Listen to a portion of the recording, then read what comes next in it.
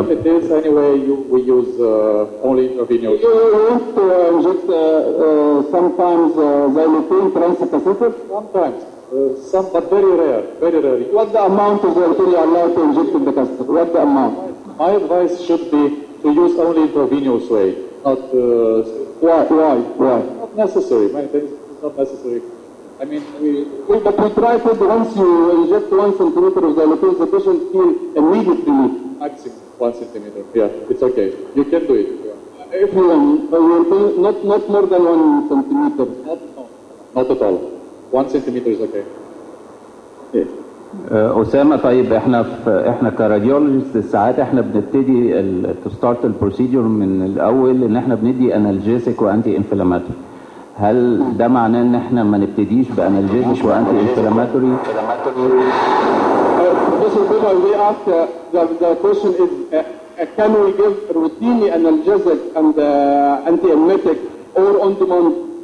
Usually we prefer analgesic, something mild analgesic on the beginning, just before the punction, and some anti-inflammatory before injecting particles, but not strong ones. You mean so Befidin or Befidin? Before the procedure, Befidin, and during the procedure, what anti-inflammatory you prefer? 5 milligrams Befidin before the procedure, and before injecting particles, some anti-inflammatory, mild anti-inflammatory, and also front. It's better to give it before injecting particles, because nausea first. واضحة الإجابة دكتور حسام إنه يعني بيستعمل انالجيزك روتيني before the procedure، وقبل الانجكشن اوف بارتكلز بيستعمل الانتي انفلاماتوري وبيحط زفران كمان في اللايف. اوكي، شكرا. احنا هي التريك طبعا زي ما حضراتكم شايفين ان احنا انجكت very slowly 1 سنتيمتر او 1 cc by 1 cc with 1 cc, then you wait for blood flow to push the beads into the tumor bed and so on until you get actual stasis. Then at that time you can take a control or angiogram. Clear, yeah. So the last part we'll take the control angiogram. We wait now for the first stasis. After the first stasis, we will wait for 3 minutes, and after 3 minutes we inject more till the second stasis. After the second stasis, that means when you see the second stasis, means we finish the intervention. Okay. دكتور أسامة، ايوه فندم. السلو انجكشن ده بيكيولير للبيدز دي ولا المفروض ان هو مع البيدز الثانيه ومع الكونفشنال بيس؟ Professor Buba, this pattern of slow injection is unique for this type of beads, or this is generally in all drug-eluting beads and chemoembolization? It's generally for all drug-eluting beads. Not for conventional, for example. In conventional, you are deaf, as you see. But in drug-eluting beads, you should any kind. زي ما سمعنا دكتور محمد، هو الدراج-eluting beads عموما احنا بننجكت very slowly until to ensure complete saturation of the tumor. في الكونفنشنال كيمو امبولايزيشن ما بيبقاش ده الباترن. الريت اوف انجكشن في الكونفنشنال كيمو على حسب ما احنا شايفينه قدامنا على السكرين.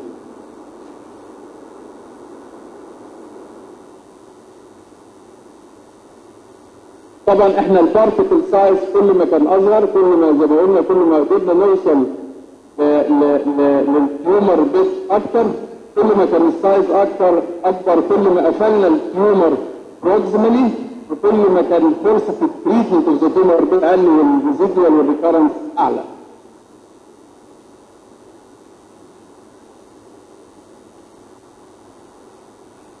Did you have some clue?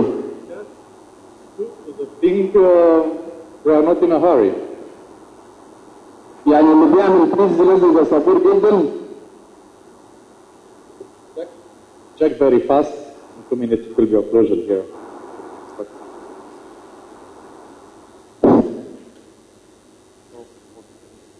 time. So President,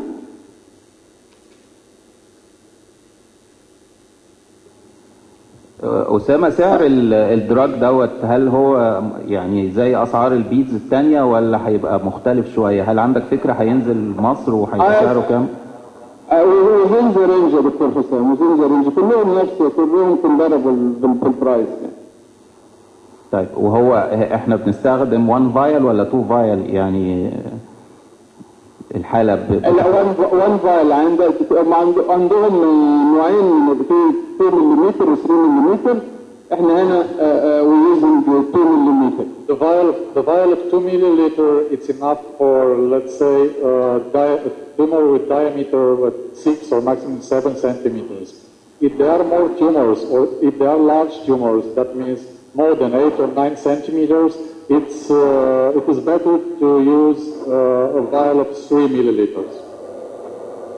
إذا يعني 6-7 سم التيومر ده بياخد كفاية قوي فايل 2 ملم. لو أكبر من كده ممكن نحتاج And this vial loaded by 100 milligram adriamycin or more or less? 100. Yeah, the amount adriamycin remains the same.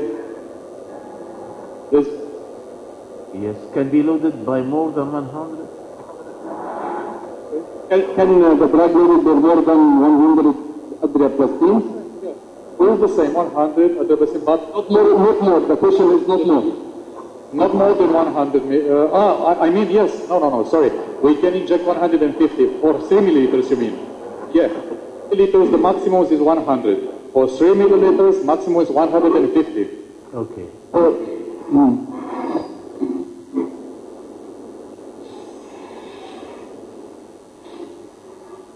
As you see, we still inject, we still observe the flow.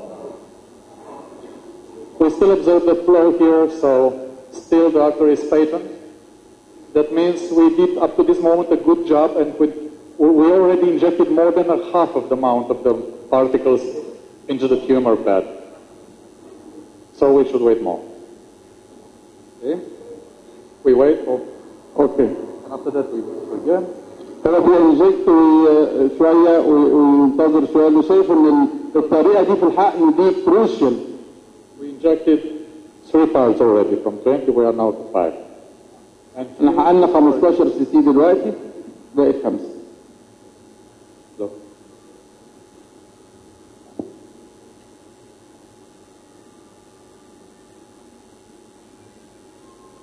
هو أسامة المفروض قال إن هو بيستنى 3 دقايق في ال2 فيزز، المفروض بنستنى 3 دقايق ولا بنستنى 3 دقايق في الآخر عشان نشوف إذا كان في ستيزز ولا لا؟ كل فترة بنستنى يعني دقيقتين ونتشيك. يعني كل فترة نستنى دقيقتين ونرجع نحقن ونشوف إذا كان بالظبط. عشان لو حقنا بسرعة هنقفل بسرعة. البيز هتسلاج مع بعض وتقفل الفيسل على ليفل اعلى ومش هتقدر توصل للتيومر بيد بعد كده.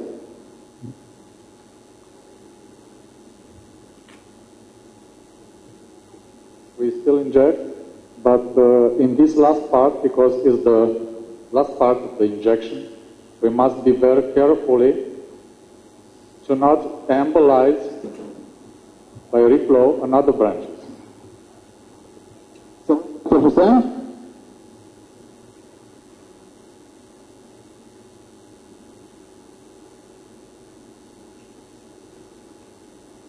or they receive my message. دكتور أسامة ممكن يجيبوا لنا صورة الاكس راي علشان نشوف الساتوريشن والفلو؟ صورة الاكس راي يا احمد برضه.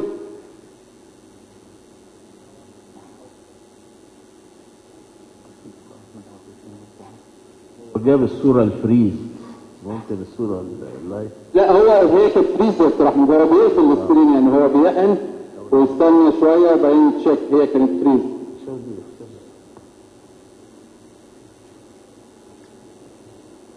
هو دوت اللي احنا شايفينه دوت التيومر ابتدى ياخد فلاش شويه، ابتدى يعني يبقى فيه كونتراست ماتيريال، ودوت الشريان اللي احنا داخلين منه ده السبلاينج ارتريز، وهو بيحقن سلولي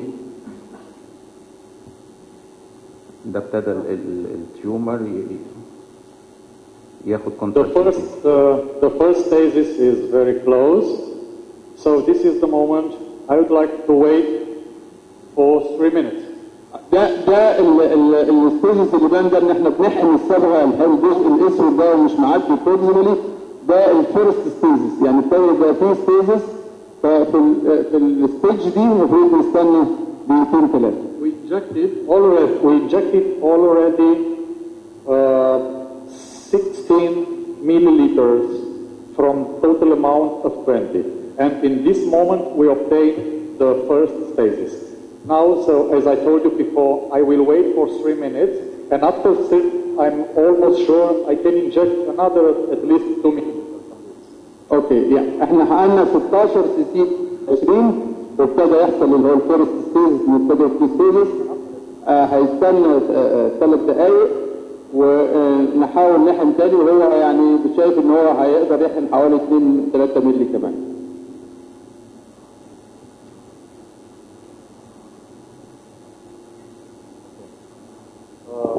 After I finish, very important, I don't check by contrast media. Why? Because if I check by contrast and I inject with pressure, some of the particles will go on.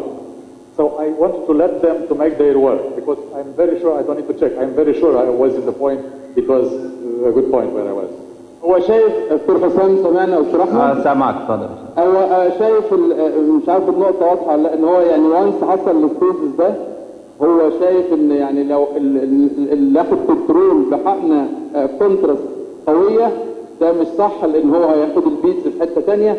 فهو لما يحصل الستيج ده يبقى احنا كده شور اكيد التيومر ساتوريتد، فاحنا مش محتاجين حقنة الصبغة الجامدة قوي.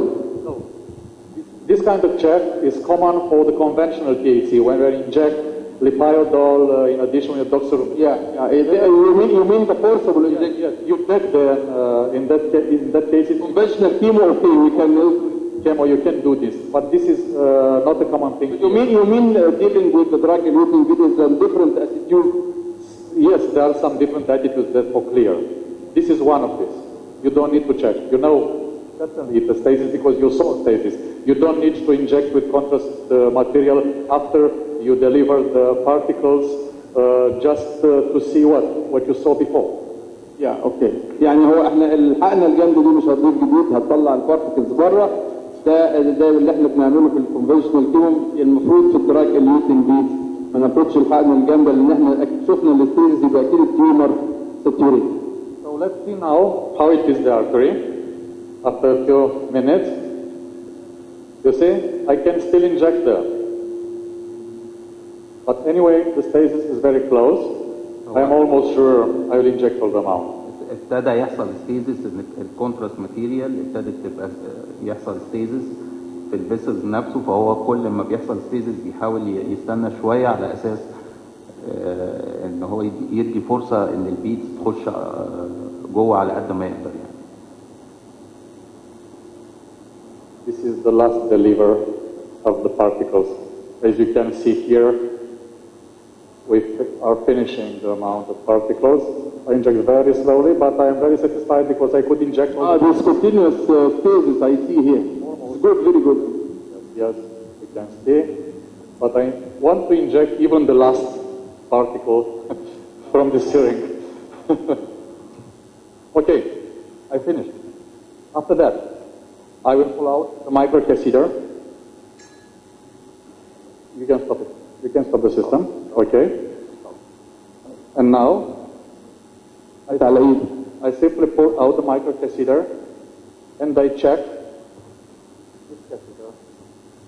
So give me a syringe of saline just to be sure everything is fine here. We can see. Anyway.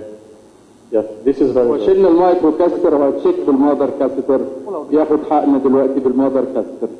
او خلاص مش زي ما قلنا مش عايز هو حقنا كنترول يفنش هو خرج المادر كاستر. Any questions؟ يعني هو ما بيحقنش في الاخر حتى في المادر كاستر يا اسامه؟ لا الحقنا مش مهمه.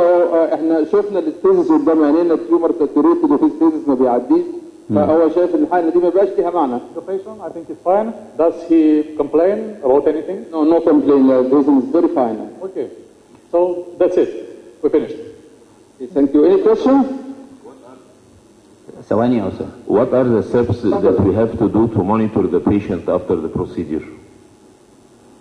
سوري دكتور مدحت تاني. هنتابع العيان بايه بالبارامترز؟ نتابع العيان ازاي ببارامترز بعد البروسيدور؟ The patient the protocol follow up. Nothing special. Just if he complains of nausea. You mean the follow up? The follow up. So I will assess the patient, this kind of patients, firstly at 4 weeks. That means from today, within 1 month, we will perform the spiral CT or MRI. You will check there the area of necrosis. It's very sure we will find it, the area, 50% or almost 80% of necrosis of the tumor. And you will come in the very next days after the CT scan or MRI with the second session in order to complete the necrosis. Okay, so you prefer to do alpha-fetoprotein if positive? I think it's positive in this. Yes, usually we can. You rely not on follow-up, you rely on the alpha-fetoprotein? Include it in follow-up, yes. Alpha-fetoprotein, but the CT scan or MRI is more important. Okay. Because we can see the necrosis, we can measure in density necrosis. Okay. واضحة دكتور مدحت دي؟ liver functions السي بي سي هتحتاج تتابع اثناء الاربع اسابيع. What is the laboratory investigation you do in these 4 weeks until CT? I follow only at 1 month the liver enzymes, and not before 1 month. No, just 1 month is okay because the patient feels okay. You can certainly do it after 2 weeks or 1 week. It will be increased a little bit, but immediately they begin to decrease. So I check for liver enzymes and I check for an eventually inflammatory syndrome, which is normal in this case, in the liver. يعني هو شايف ممكن بعد اسبوعين بس هو يعني في كيرف كده بيعلى الانزيمز وبتبتدي تنزل بعد كده بعد 3 إلى 4 أسابيع. Usually the patients are released from the hospital next day. That means tomorrow morning or tomorrow afternoon, and I'll bring them again within 1 month. Okay, thank you. Yes, Osama. We have in Egypt 2 types of drug-eluting beads, the old one DC beads, and now we have the Hyposphere. And now this is the 3rd type of DC beads, or of drug-eluting beads, tantam. Can he explain to us what is the advantage of tantam over the other 2 types of drug-eluting beads? Yes. I used Hypospheres firstly in 2006. On that time, I think it were the only one possibility, but I don't use it anymore. From 2012, I began to use also DC beads, and I work with all the dimensions of DC bead. I would tell you honestly that I prefer tandem, firstly due to tight calibration, better control, and on another hand, I noticed that the patients had much less pain using tandem particles, smaller tandem particles instead of DC bead particles. So, with other words, the adverse reactions are less in tandem particles instead of DC bead. I think this is important in colorectal metastasis. What the difference in irinotecan injection? Doxorubicin. Another advantage, you can load with 100 milligrams or even 150 milligrams. In DC beads, you can load in the same vial 75 milligrams doxorubicin. So it's less drug, means less action. Okay. Yes, another question? Yes, please.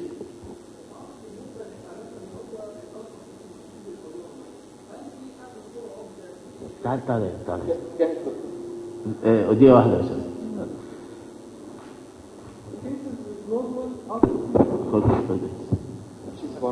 Cases with normal alpha-fetoprotein, can we follow up by VEGF? Yes, sometimes, but as I told you before, we are especially interested in imaging criteria. So alpha-fetoprotein certainly it works sometimes, and we take quantitative value, and you see usually after 1 month alpha-fetoprotein should be less than today.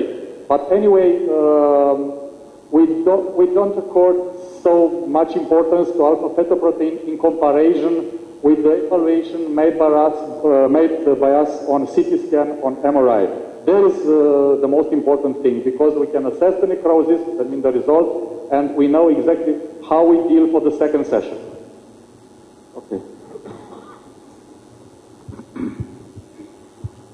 في سؤال؟ Any other question? هننقل على الأوضة الثانية يا دكتور أحمد. Thank you very much. على أوضة الميكروويف. بعد كده عندنا حالة مايكروويف مع دكتور سامح عبد الوهاب روم نمبر 2. شكرا يا دكتور. Thank you for your help. You really helped me.